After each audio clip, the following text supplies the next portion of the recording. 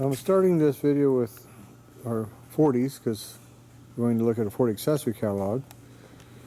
And I want to remind everybody what this seat looks like and what these glow brights look like, which we've recently made videos on. Now, just because something was offered does not mean we have the accessory catalog for it. Here's the reality. You had a big yearly catalog, you had a quarterly catalog, you had a bi-weekly catalog, and you had sales flyers and bulletins and so forth that was sent out to the dealer for the dealer to hand out or he could buy, because that was the main form of advertising. This is 1940. No TV. Radio came out in 1916. Now let's take a look at what this means. This is 2016. 1940 to 2016.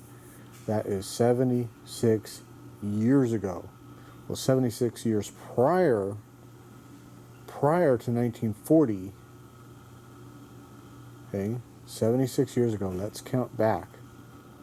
That would have been 1860 plus 6 years. So we were just out of the Civil War by a couple of years. The South was in ruins, carpetbaggers are everywhere. The concept of roads and motorized transport, nobody could even envision. People didn't have a word for gasoline or automobile or motorcycle. The entire 20th century was in the hand of science fiction writers like Jules Verne. It just didn't exist in anybody's idea. So just like back then, they couldn't envision today that we'd even have an interest in this stuff 76 years ago. So it wasn't really written down. It wasn't kept track of. Who keeps their modern catalogs as they come in the door? It goes into trash. The guys who bought out the old Harley dealers, most of the invoices, most of the old catalogs, nobody cared. It was just junk parts for sale, make a little money. It all went in the trash. Today we care. But even 30, 40 years ago, nobody cared. So, I just got this here. It is very different from my other 40 accessory book, 41 and so forth. It has no date. So it's not a quarterly one. It's not a main one. You follow? This isn't the main yearly one. It's not a quarterly. The quarterly would say spring, fall, winter, like that. And this isn't a bi-weekly one either. It's not the little handbook one like the 37, which has a date. So they had other ones. And how often this came out, maybe it was a monthly edition. I don't know. Nobody knows. But we have some interesting information. Number one, before we get off the seat, we'll go to our main topic. I hadn't found an actual accessory catalog with our deluxe solo seat. What I found was the buddy seats. Okay, there's no buddy seat in this one, just the solo seat. You follow?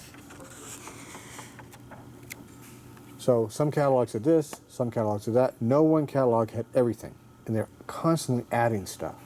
And once it was added, until a long period of time later, it was still there, and you could still get it.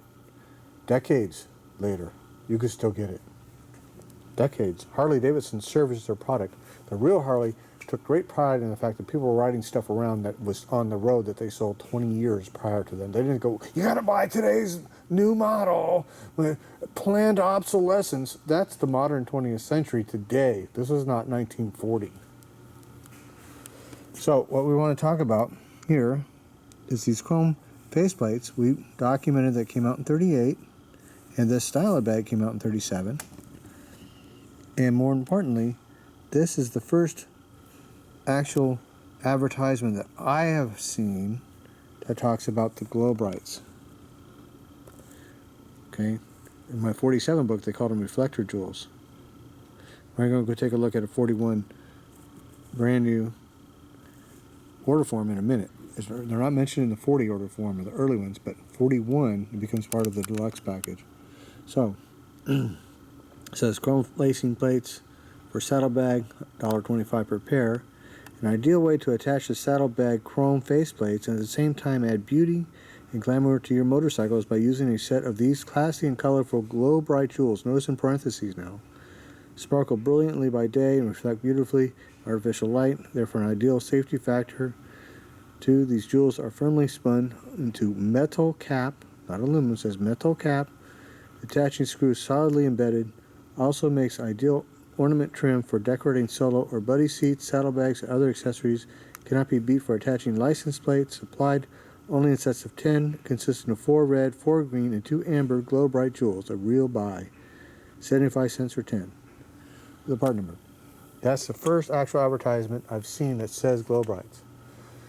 That doesn't mean it wasn't earlier. Now we have here this. Again, I have no date on that catalog. There's no date. I have no price list. We're going to explain why.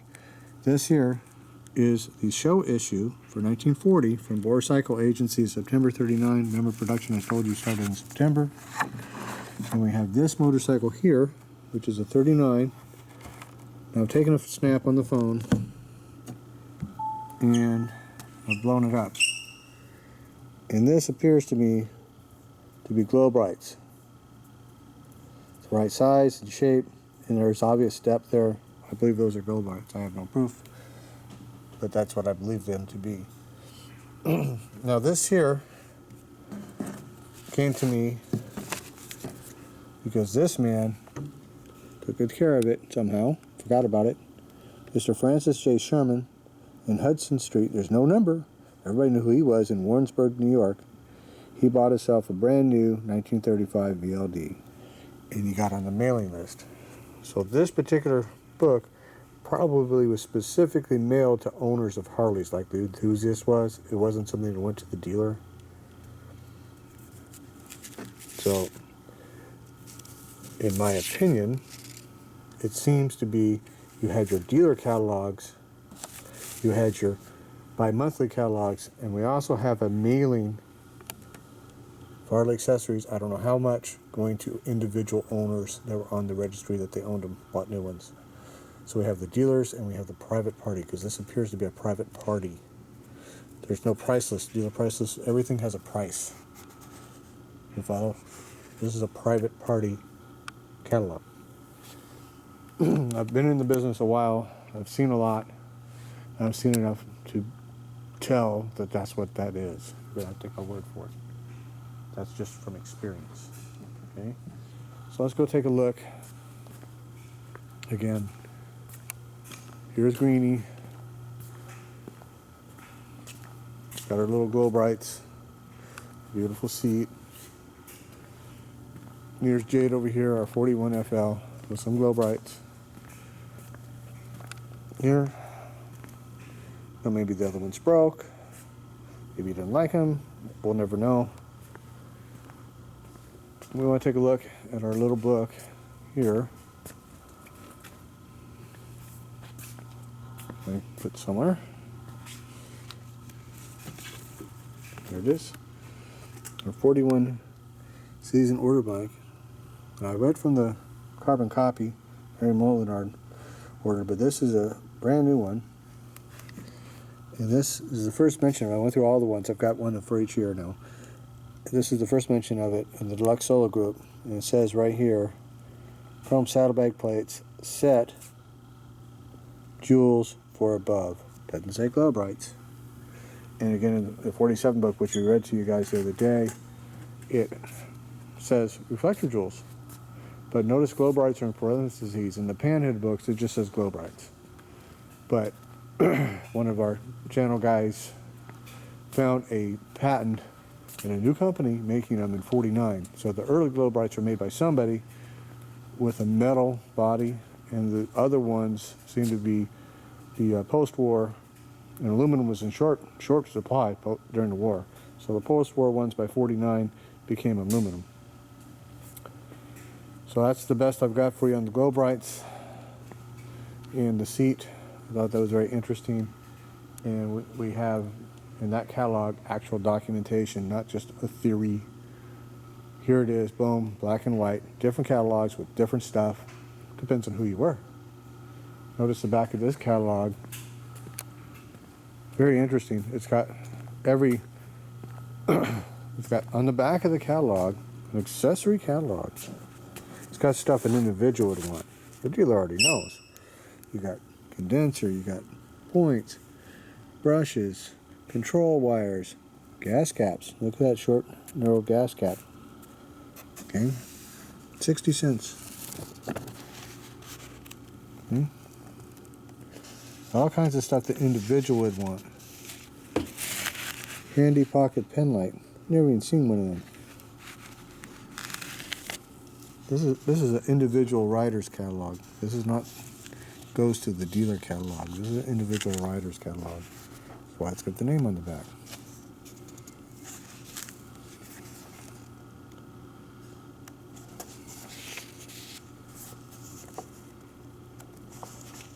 And there's a really cool thing here. Correct lens. All the different lenses. An accessory catalog. The guy could order straight from Harley. Didn't have to go to the dealer. And here we have concrete proof. We have the 38 parking lamps. And then we have the earlier style parking lamps, which is what came on my 38. So they were made at the same time, offered at the same time.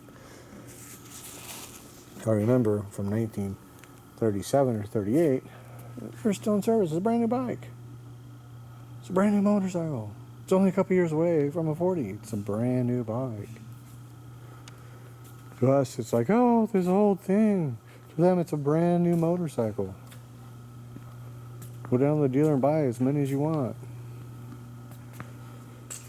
So, different world. And one other thing. Today, you know, your modern biker might be in a leather jacket, black t-shirt with his local Harley dealer name, jeans, tennis shoes or boots, right? Chaps. Well, let me show you what the young kid wore. The young kid. Okay? Look very carefully at the cover of this. Look at the pants. Look at the hat. These are young kids. Bow tie. He's got his Harley sweater with the Harley emblem right sewn on the front. She's got her pointy bra. These are young kids. This is the height of style.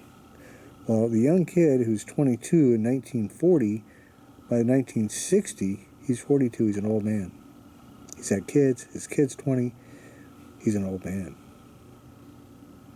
By 1980, he's a real old man. Okay? But that was the height of young man style in 1940. It was a cool thing to do.